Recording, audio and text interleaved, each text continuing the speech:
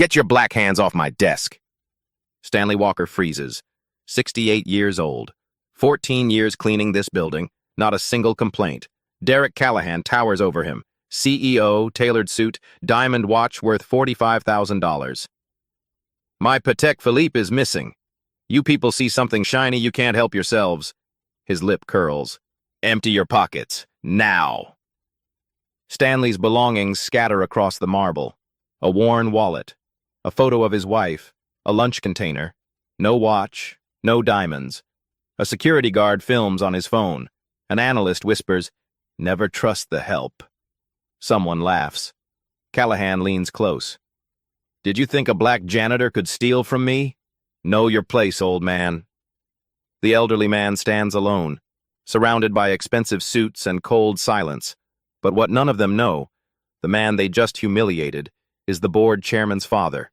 And in 72 hours, the CEO will be begging him for mercy. Stanley Walker arrives at Cornerstone Capital Partners every night at 11. He parks his 12-year-old Honda in the garage basement, takes the service elevator to the 3rd floor, and begins his rounds. The building rises 38 stories above Chicago's Loop District. Glass and steel, Italian marble in the lobby, the kind of address that whispers money before anyone speaks. Stanley doesn't whisper. He works. Tonight, like every night, he starts with the break rooms. Coffee stains on countertops, crumbs in the sink. The sharp smell of industrial cleaner fills his nostrils as he sprays, wipes, moves on. His mop bucket squeaks against the linoleum. The fluorescent lights hum overhead. He's 68 years old, 14 years at this job. His employee file, buried somewhere in HR's database, reads like a blank page. 0 incidents, 0 complaints, 0 recognition. That's fine with Stanley. Recognition was never the point. The point waits for him at home. Eleanor, 66 years old, heart condition that requires monthly medication. She's sleeping now, probably curled on her side of the bed, the way she's slept for 40 years of marriage. Stanley carries her photo in his wallet. It's the only photo there, taken at their son's college graduation, 23 years ago. Eleanor's smile, Stanley's hand on her shoulder, their boy between them, cap and gown, eyes bright with the future. Their boy did well. Better than well. But Stanley doesn't talk about that. Marcus Brown pushes his cart around the corner. 52. 8 years at Cornerstone.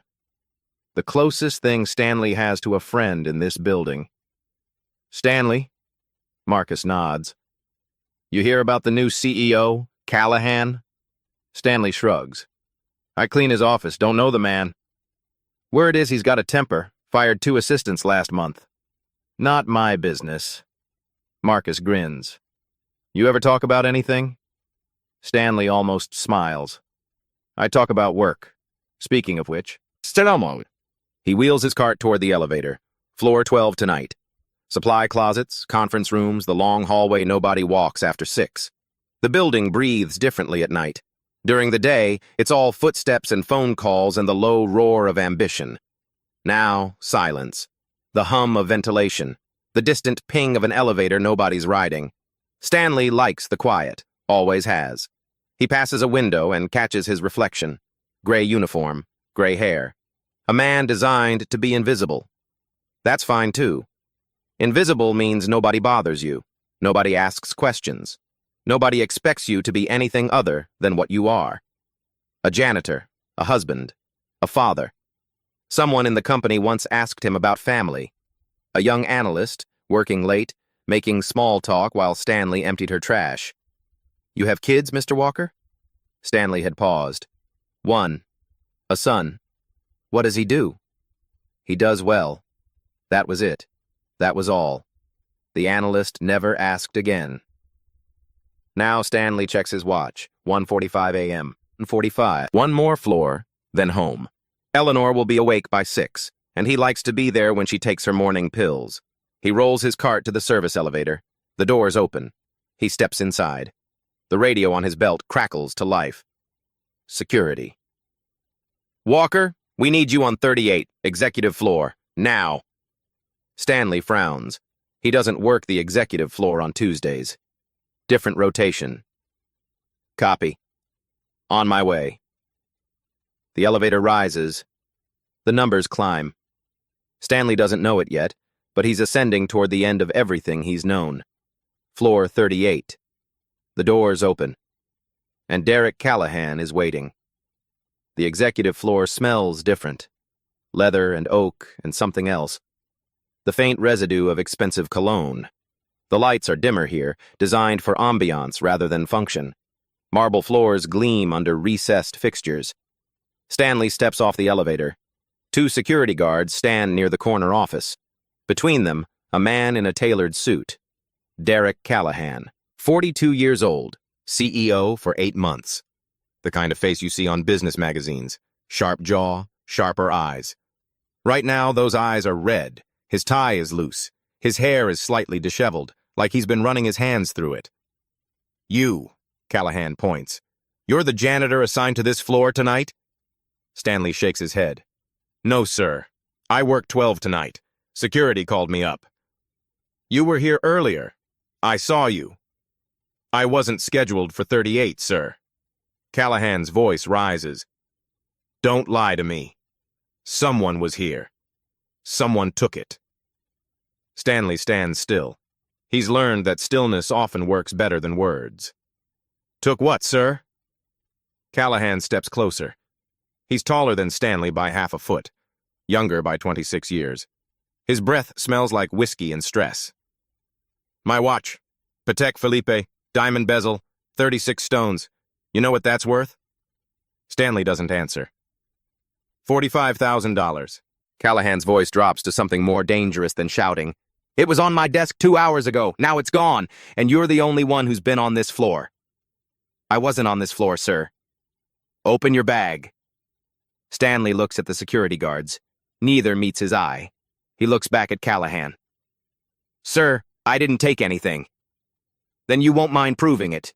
Open the bag. Silence. The ventilation hums. Somewhere below, the city breathes on without knowing. Stanley kneels. He unzips his work bag slowly. Callahan doesn't wait. He grabs it, upends it, dumps the contents onto the marble floor. A worn wallet lands with a soft slap. The photo of Eleanor slides out, her smile facing the ceiling. A lunch container rolls to a stop. Some tools, a small flashlight, nothing else, no watch, no diamonds. Callahan stares at the pile. His jaw tightens.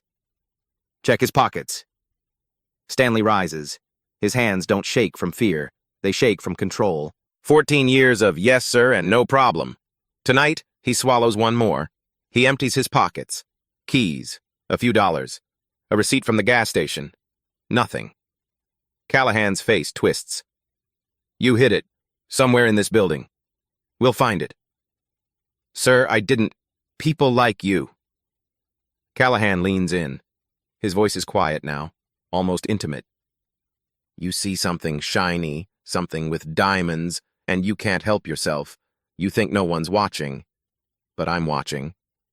Stanley says nothing. He looks straight ahead, past Callahan, past the guards, at nothing at all. One of the guards finally speaks.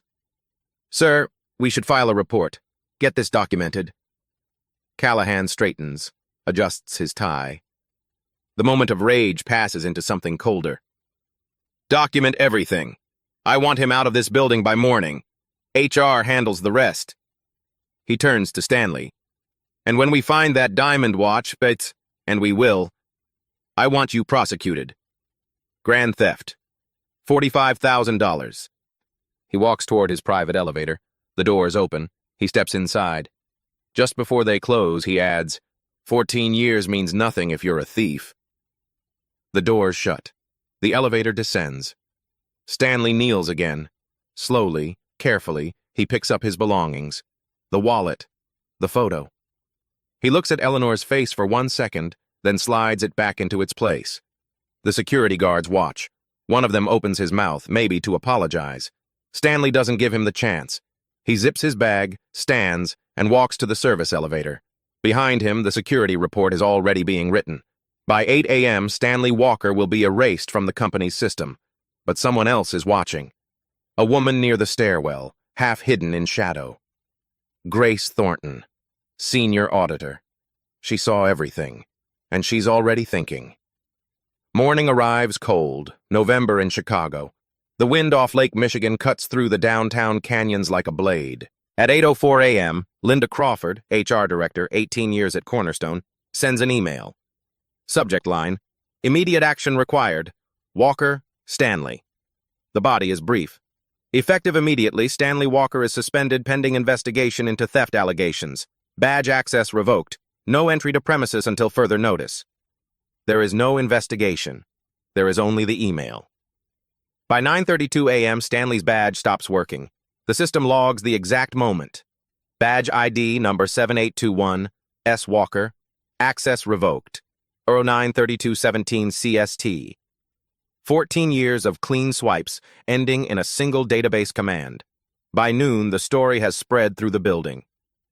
Did you hear? The old janitor stole the CEO's watch. $45,000. Diamond encrusted. Always the quiet ones, right? Nobody asks Stanley for his side. Nobody checks the facts. The story is too good, too simple, too satisfying. Rich man victimized by hired help. Classic tale. Easy to believe. In the executive dining room, Derek Callahan mentions the unfortunate incident to 3 board members over lunch. His tone is measured, professional, disappointed. Appropriate action has been taken, he says. HR is handling it. The board members nod. They don't ask questions. Why would they? The CEO said it. That's enough. Meanwhile, at 10:48 p.m., Stanley Walker stands outside the building where he's worked for 14 years. His badge doesn't beep. The turnstile doesn't move. The security guard, a young man Stanley doesn't recognize, shakes his head. Sorry, Mr. Walker. Orders from above. You're not on the access list anymore. Stanley looks up at the tower. 38 floors of glass and steel. Somewhere up there, someone is cleaning the floors he used to clean. Someone else is emptying the trash he used to empty. He turns and walks back to his car. At home, Eleanor is awake. She's waiting in the kitchen, the way she always waits when he's late. You're early, and she frowns.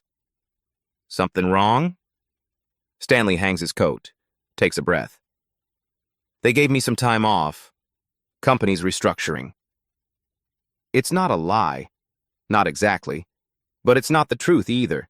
He can't tell her the truth. Not with her heart. Not with the worry that would follow. Restructuring? Eleanor's eyes narrow. 40 years of marriage have made her an expert in his silences. Stanley. It's fine, Elle. Just some time off. Might be nice, actually.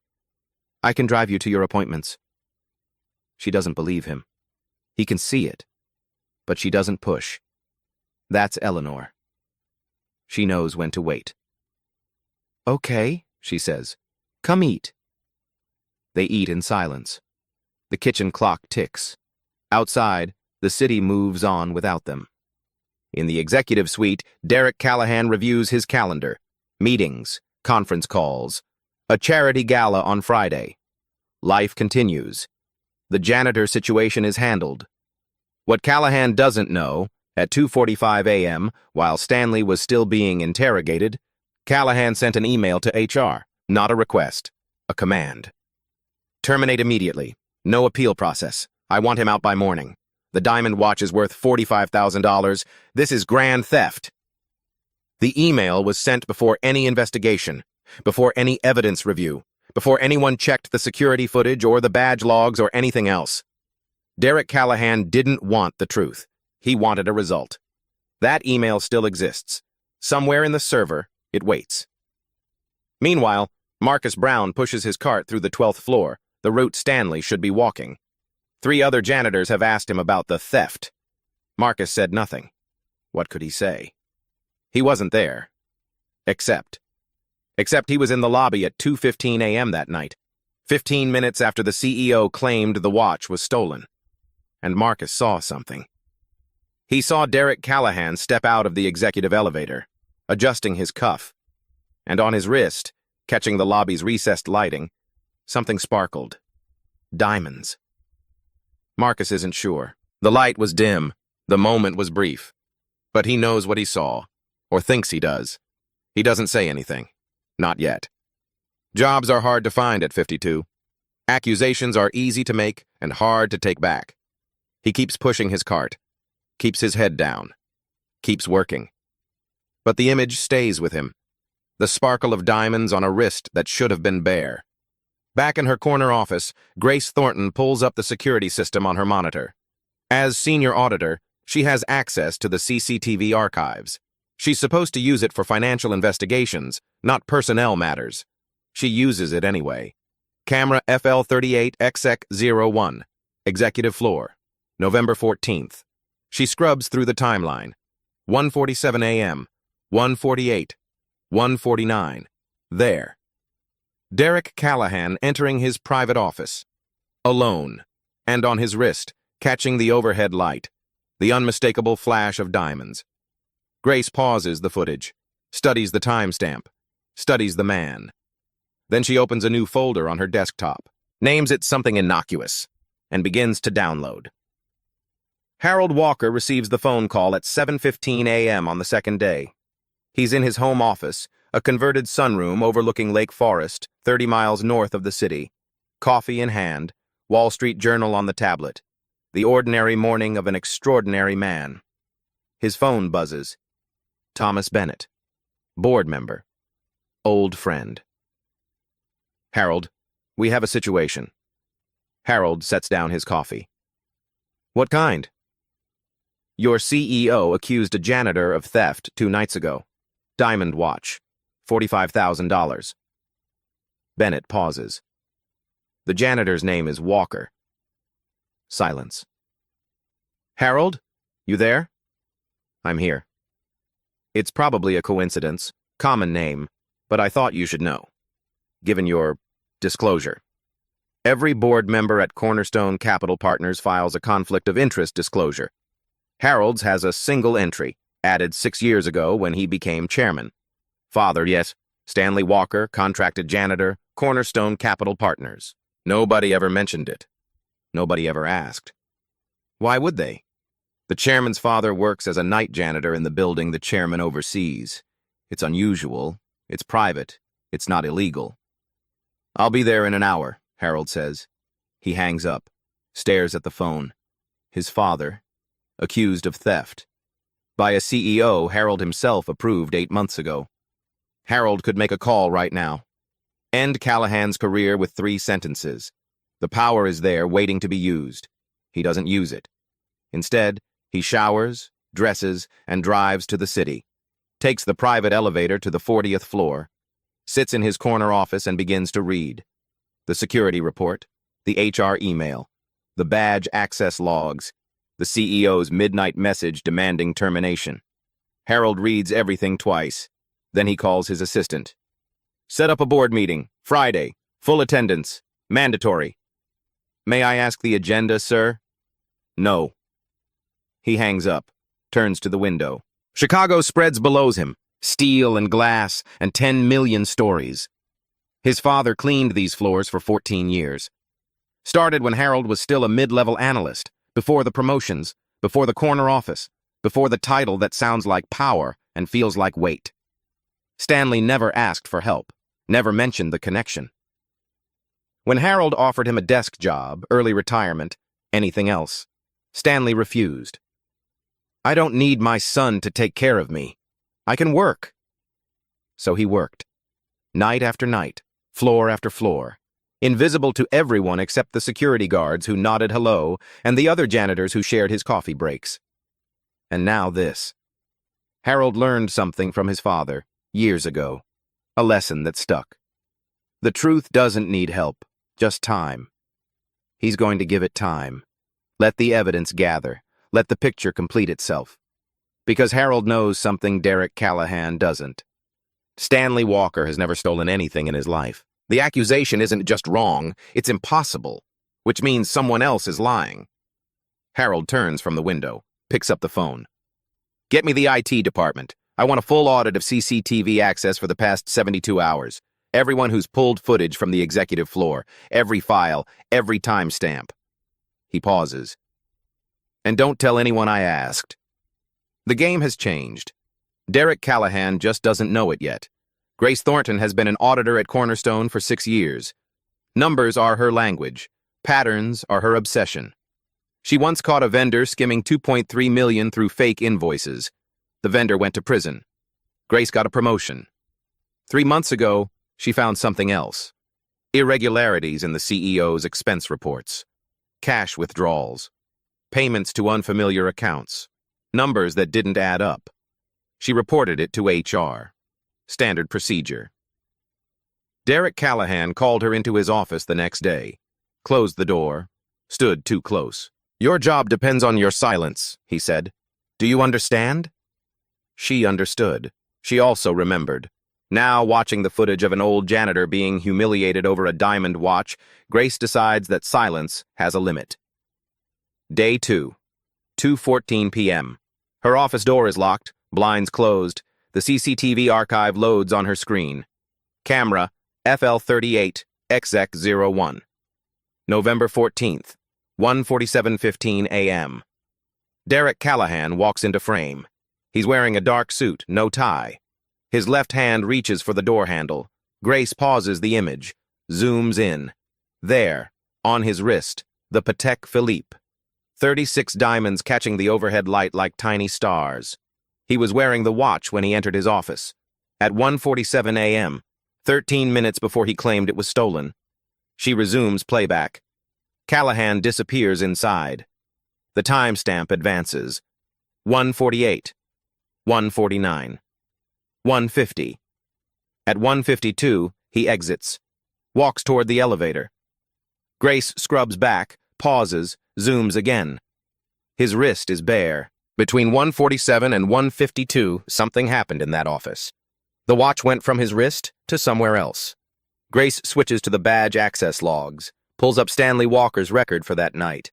Badge ID number 7821, S. Walker.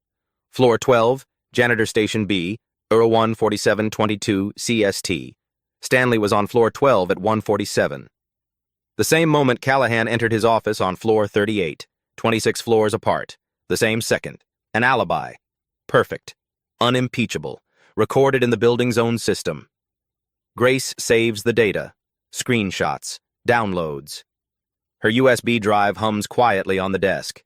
She moves to email archives. As auditor, she has access to financial correspondence. It takes her 20 minutes to find what she's looking for. From dcallahan@cornerstonecap.com to HR Director at cornerstonecap.com. Sent. November 14th, 02:45:17 CST. Subject, immediate termination. Walker. Terminate immediately. No appeal process. I want him out by morning. The diamond watch is worth $45,000. This is grand theft. Sent at 2:45 a.m. Before HR reviewed anything. Before security filed their complete report. Before anyone checked a single camera. Callahan wanted Stanley gone. The truth was irrelevant. Grace saves the email, adds it to the folder, but something else is bothering her. The expense report irregularities from 3 months ago, the ones that got her threatened. She pulls up Callahan's personal expenditure file. Access restricted, but auditors have override privileges for active investigations. This isn't an active investigation. Not officially. She accesses it anyway. The numbers tell a story. Cash withdrawals, $15,000 in August, $20,000 in September, $25,000 in October. All from his corporate account, coded as client entertainment. Destination unclear. Until she cross-references the dates with his calendar. Rivers Casino, Chicago's largest gambling complex. Every withdrawal date matches a personal evening blocked on his schedule. Then she finds the email. Buried in his deleted folder, recovered through audit backup. From collections@midwestfinancial.com to dcallahan@cornerstonecap.com. Sent, November 10th, 09:12:33 CST. Subject, final notice. $120,000 due by end of month. We know where you work. Debt collection, 6 figures. 4 days before the diamond watch disappeared. Grace sits back. The picture is forming. Derek Callahan is drowning in gambling debt, $120,000 owed, collectors threatening exposure. His diamond watch, $45,000 of portable wealth, is the fastest way to generate cash. But he can't just sell it. People would notice. People would talk. Unless it was stolen. Unless there was a thief. Unless the CEO was a victim, not a suspect. Stanley Walker. 68 years old, no connections, no power, no one to defend him. The perfect scapegoat. Grace stares at the screen. The evidence is there. Clear. Damning. Documented. But evidence disappears. She knows this. Callahan knows this too. She checks the IT activity logs, finds a request submitted that morning. Request from CEO office, archive, delete. CCTV footage, floor 38, November 14th. Priority, urgent, timeline, 24 hours. He's trying to erase it. All of it. Grace's heart beats faster. She has less than 24 hours before the footage is gone. She downloads everything, every file, every timestamp, every frame. The USB drive fills. She removes it, tucks it into her pocket. If this disappears from the server, it won't disappear from here. Night falls. Grace stays late, as usual. But tonight isn't usual. She pulls out her phone, scrolls to a contact she hasn't used in months. Marcus Brown, the janitor who works Stanley's old floor. She types a message. I need to talk to you. It's about Stanley Walker. It's important. The response comes at 11:47 p.m. I saw something that night. Been trying to decide if I should say anything. Grace's fingers tremble as she types back. Tell me everything. The evidence was clear. Stanley Walker couldn't have stolen that watch. The CEO's own systems proved it. But Callahan wasn't going down without a fight. What happened next nearly destroyed everything. And everyone who tried to stop him. Derek Callahan discovers the breach on day 3. His IT director calls at 9 a.m. Nervous voice, careful words. Sir, someone accessed the CCTV archives from the executive floor multiple times over the past 48 hours. Callahan grips his phone. Who? Grace Thornton, senior auditor. Silence. Then, that bitch. He hangs up, sits in his leather chair, thinks. Grace Thornton. The same woman who questioned his expense reports 3 months ago. The same woman he warned to stay silent. She didn't listen. Callahan pulls up his email, types quickly. From D. Callahan at cornerstonecap.com to G. Thornton at cornerstonecap. Come sent. November 16th, 09/14/22, CST. Subject, audit priorities. Drop whatever you're doing on the current audit. That's an order. Your performance review is coming up. I expect full cooperation with executive priorities. The threat is thin, deniable, but clear. He sends a second message, this one to IT. Accelerate the archive deletion. Floor 38 footage. I want it gone by end of business today. Then he calls Linda Crawford. HR. The Walker termination. Is it finalized? The paperwork is processing. He's suspended pending. Not suspended, terminated. Today, no appeals, no severance, nothing. Pause. Derek, there's a process. The process is what I say it is. Do it. He hangs up before she can respond. In her office, Grace reads the email. Her hands are steady, but her heart isn't. She knows what this means. Callahan is scared. Scared people make mistakes. Scared people also destroy evidence and ruin lives. She has maybe 8 hours before the footage is erased. Her copies are safe, but she needs more. She needs witnesses. She needs someone else who knows. Her phone buzzes. Marcus Brown. I thought about what you asked. I'll meet you. Coffee shop on Adams. Not inside the building. Tonight. 7 p.m. Grace types back. I'll be there. At 3:15 p.m., Stanley Walker's phone rings. He's at home, sitting in the kitchen, staring at the wall. 3 days of nothing. 3 days of watching Eleanor pretend not to worry. The caller ID shows the hospital. Mr. Walker, this is Northwestern Memorial. Your wife was brought in by ambulance 20 minutes ago. Cardiac event. She's stable, but you should come. Stanley is in his car before the call ends. The drive takes forever and no time at all. Red lights, traffic, the hospital parking garage, the elevator, the ICU. Eleanor lies in a narrow bed, monitors beeping, tubes in her arm.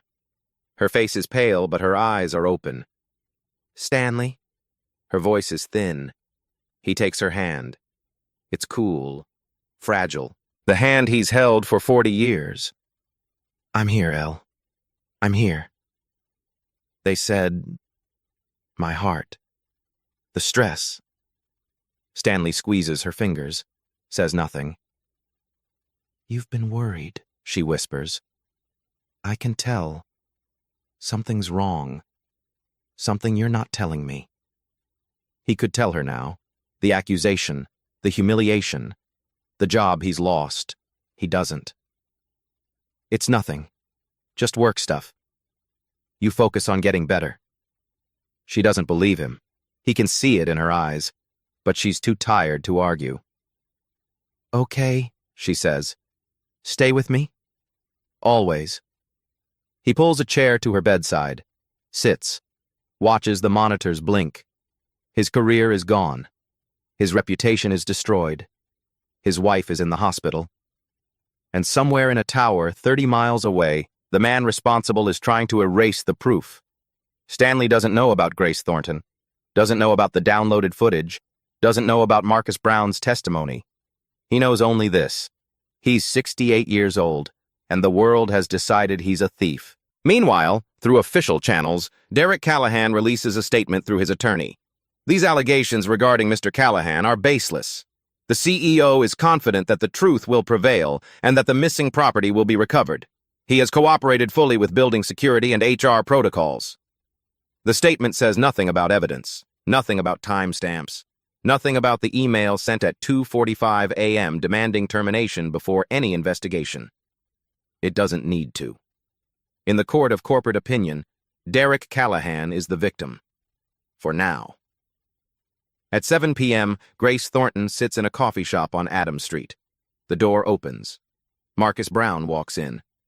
He looks tired, nervous, older than his 52 years. He sits across from her, doesn't order anything. I saw him, Marcus says. That night. 2:15 a.m. The CEO came down to the lobby. Grace leans forward. And? He was wearing the watch, the diamond one. I remember because it caught the light. Marcus swallows. He said it was stolen at 2 a.m., but I saw it on his wrist 15 minutes later. Grace pulls out her phone. Will you say that officially? On record? Marcus hesitates. His job, his pension, his family. Then he thinks of Stanley. 14 years, 0 complaints, treated like a criminal. Yes, Marcus says. I'll say it. The ICU is quiet at midnight. Only the beeping of monitors, the soft footsteps of nurses, the occasional whisper of a ventilator down the hall. Stanley hasn't moved from Eleanor's bedside. His back aches. His eyes are dry. But he stays. She wakes around 2 a.m., the same hour 3 nights ago, when everything fell apart. Stanley? Her voice is stronger now. You're still here. Where else would I be? She studies his face. 40 years of reading his silences. She knows something is broken. Tell me, she says. He could lie. He's been lying for 3 days. But here, in this room, with the machines keeping rhythm and the city asleep outside, he can't. They accused me of stealing. The words come slowly. A watch. The CEO's diamond watch. They said I took it. Eleanor's hand tightens on his. I didn't take anything, Elle. I never even saw it. I know. They fired me. Well, suspended. Same thing. 14 years, and they threw me out like garbage. Eleanor is quiet for a moment. The monitor beeps. What are you going to do? Stanley shakes his head. What can I do? I'm 68. No lawyer, no money, no proof I didn't do it. Just my word. And my word doesn't mean anything to people like them. Eleanor shifts in the bed, winces, reaches up to touch his face. Stanley Walker, listen to me. He looks at her. They can take your badge. They can take your job. They can say whatever they want. Her eyes are fierce, even now. But they cannot take who you are. Do you understand me? They cannot take that. His throat tightens. You're a good man. You've been a good man every day of your life, cleaning their floors, raising our son, taking care of me. She squeezes his hand. That's not nothing. That's everything. Stanley doesn't cry. He hasn't cried in years. But something breaks loose in his chest. Something that's been held too tight for too long. I don't know what to do, he whispers. You don't have to know. Not yet. Just don't let them make you forget who you are. He nods. Can't speak. They sit in silence. The monitors beep. The city breathes outside. Two people who've spent 40 years learning each other's rhythms, holding on. At 6 a.m., Stanley's phone buzzes. A text from a number he doesn't recognize. Mr. Walker, this is Grace Thornton. I work at Cornerstone. I have information about what really happened. We need to talk. I found something. You need to see this. Stanley reads the message twice, 3 times. Information, evidence, someone who believes him. He looks at Eleanor. She's asleep again, breathing steady, heart rate stable. He types back. Where? The response comes immediately. There's a lawyer, Rachel Simmons. She's willing to help, pro bono. Can you meet us this afternoon?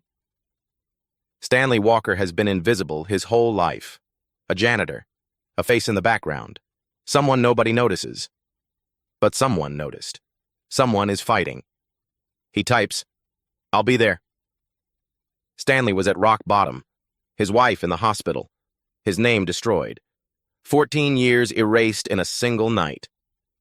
But the truth has a way of rising, and the people he'd never met were about to change everything.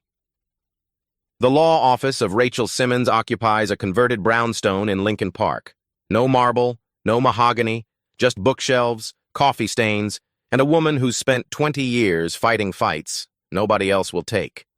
Stanley arrives at 2 p.m. Grace Thornton is already there, so is Marcus Brown.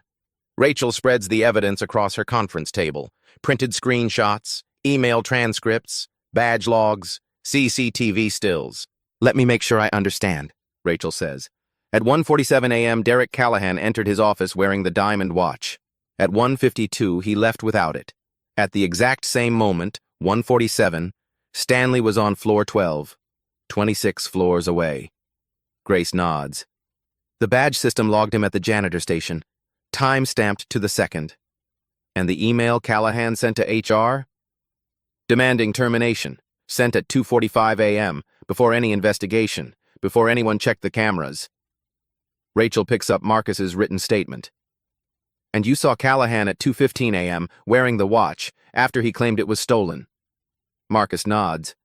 The diamonds caught the lobby light, couldn't miss it. Rachel sets down the paper, looks at Stanley. Mr. Walker, this isn't just wrongful termination. This is defamation. Your CEO publicly accused you of a felony, $45,000 in grand theft, with zero evidence. Worse, the evidence actively proves you couldn't have done it. Stanley sits quietly, processing. What happens now? Now we build the case, but there's something else. Rachel glances at Grace. Tell him. Grace pulls out another document. The debt collection email. The casino payments. The $120,000 deadline. Callahan has a gambling problem. He owes 6 figures to collectors. The watch was his way out. Sell it, pay down the debt. But he couldn't just sell it without questions. So he staged a theft, made himself the victim. Stanley's face doesn't change, but his hands, resting on the table, curl into fists. He destroyed my name to cover his gambling debts. Yes. The room is silent. Then Stanley speaks. My son is Harold Walker.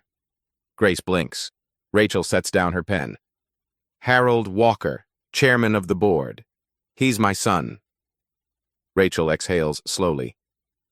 Does Callahan know? No, nobody does. I never told anyone at the company. Harold and we kept it separate. He wanted me to retire. I wanted to work. Does Harold know what happened? Stanley nods. He knows. He's known since the second day. But I told him not to interfere, not to use his position. Why? Stanley looks at the evidence spread across the table, 14 years of his life, reduced to timestamps and emails. Because if my name gets cleared, I want it cleared by the truth, not by my son pulling strings. Rachel smiles. Mr. Walker, I think I'm going to enjoy working with you. She picks up her phone. I need to make some calls. Harold Walker has scheduled a board meeting for tomorrow. Full attendance. Something tells me he's planning the same thing we are. The pieces are moving. The truth is gathering. And Derek Callahan still doesn't know what's coming. The night before the board meeting, Grace Thornton sits alone in her apartment. Laptop open. USB drive inserted. One final review. Camera FL38XX01. November 14th. 1:49:33 a.m. She's watched this footage a dozen times, but tonight she watches it frame by frame. Derek Callahan stands in his office. The desk lamp casts a warm circle of light. He's facing his desk. His left hand moves to his right wrist. Frame 1847. His fingers close around the watch band. Frame 1851. He slides the Patek Philippe off his wrist. The diamonds catch the light one last time. 36 tiny stars winking at the camera. Frame 1856. He holds the watch in his palm, looks at it. His expression is unreadable, but his posture suggests hesitation. Maybe regret. Frame 1862. He opens the top drawer of his desk. Frame 1867. He places the diamond watch inside. Frame 1871. He closes the drawer. Frame 1875. He locks it with a small key from his pocket. Frame 1880. He turns and walks toward the door. His wrist is bare. Grace saves the clip. Exports it at high resolution. Timestamps visible. Metadata intact. This is it. The moment Derek Callahan stopped being a victim and became a perpetrator. He didn't lose the watch. He hid it. He didn't need a thief. He needed a scapegoat. And Stanley Walker, quiet, invisible, defenseless, was perfect. Grace opens the financial documents one more time. The gambling debts, the collection threats, the casino withdrawals. $45,000. Enough to buy 3 more months from the collectors. Enough to keep his secret buried. All it cost was one old man's reputation. She sends the files to Rachel Simmons, CC's Harold Walker's secure email. Subject line, evidence package, board meeting tomorrow. Then she sits back, waits. Her phone rings at 11:14 p.m. Harold Walker. Ms. Thornton, I've reviewed everything. Thank you. What happens tomorrow, sir? Tomorrow the board sees the truth.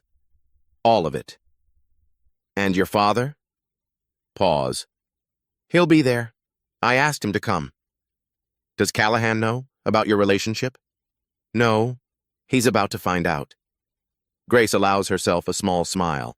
How do you think he'll react? I think, Harold says slowly, that Derek Callahan is about to learn something my father taught me a long time ago. What's that? The truth doesn't need help. Just time. They hang up. Across the city, in a corner office on the 38th floor, Derek Callahan pours himself a whiskey. His third of the night. The board meeting is tomorrow. He doesn't know what it's about. Harold Walker didn't say. Probably quarterly projections. Maybe the Henderson acquisition. Routine stuff. He opens his desk drawer. The diamond watch is still there, exactly where he left it 5 nights ago. He picks it up, turns it in the lamplight. 36 diamonds catching the glow. 8 months ago, this watch meant success. A symbol. A reward. Now it's just evidence. He doesn't know that yet. He places the watch back in the drawer, locks it, finishes his whiskey. Tomorrow, everything changes. The boardroom occupies the northeast corner of the 40th floor. Floor-to-ceiling windows, a table that cost more than most cars, 7 leather chairs for 7 board members. Harold Walker sits at the head. His face reveals nothing. Derek Callahan sits at the opposite end, his attorney beside him, his confidence intact. The other 5 board members arrange themselves along the sides. Thomas Bennett, Margaret Hayes, Robert Kim, David Okonkwo, Patricia Vance. "Let's begin," Harold says. Grace Thornton is called first. She connects her laptop to the room's display screen. On November 14th at 1:47 a.m., Derek Callahan entered his private office.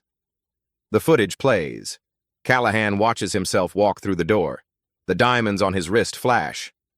At 1:49, Mr. Callahan removed his watch, a Patek Philippe valued at $45,000, and placed it in his desk drawer. Frame by frame, the watch sliding off, the drawer opening, the diamonds disappearing inside. At 1:52, Mr. Callahan exited his office. At 2:00 a.m., he reported the watch stolen. At 2:15 a.m., he accused Stanley Walker, a contracted janitor with 14 years of unblemished service, of theft. The room is silent. Grace continues. Badge records confirm Mr. Walker was on floor 12 at 1:47 a.m., 26 floors below. He could not have been present when the watch was placed in the drawer. She advances to the next slide, the email to HR. At 2:45 a.m., Mr. Callahan instructed HR to terminate Mr. Walker immediately. No investigation, no appeal. Next slide, financial records. Mr. Callahan owes approximately $120,000 to gambling creditors. The watch would have covered a substantial portion of that debt. Thomas Bennett speaks first. Mr. Callahan, can you explain this footage? Callahan's attorney leans forward. The footage may be... I asked Mr. Callahan. Derek Callahan looks at the screen, at his own hands, placing the watch in the drawer, at the timestamp that proves everything. I don't recall the specifics of that evening. You don't recall hiding your own watch? Silence. Harold Walker stands. Before we proceed, I want to clarify something for the record. He looks directly at Callahan. The janitor you accused of stealing a $45,000 diamond watch, Stanley Walker, is my father. The color drains from Callahan's face. I didn't know. No, you didn't. Because you never asked. You needed someone to blame for your debts. Someone invisible. Someone powerless. Harold pauses. You chose wrong. He walks to the boardroom door, opens it. Dad, you can come in now. Stanley Walker steps into the room. Clean shirt, pressed trousers, the same quiet dignity he's carried for 68 years. He doesn't speak, doesn't need to. Callahan can't meet his eyes. Thomas Bennett clears his throat. The board votes to terminate Derek Callahan's employment, effective immediately. All evidence will be forwarded to the district attorney for potential criminal charges. Callahan's attorney begins gathering papers. The meeting is over. As Callahan walks toward the door, he passes Stanley. Stops. Opens his mouth. No words come. The door closes behind him. Stanley looks at his son. Harold nods. That's enough. 1 week later, Stanley Walker returns to Cornerstone Capital Partners.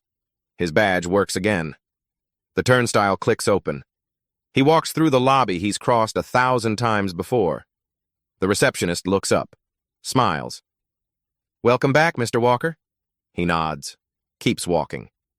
In the elevator bank, 2 analysts stop their conversation. One of them starts to clap. Then another. Then the security guard. Stanley doesn't stop, doesn't look back. He takes the service elevator to floor 12. His floor. His route. Eleanor is home now. Recovering. Strong enough to yell at him for working too hard.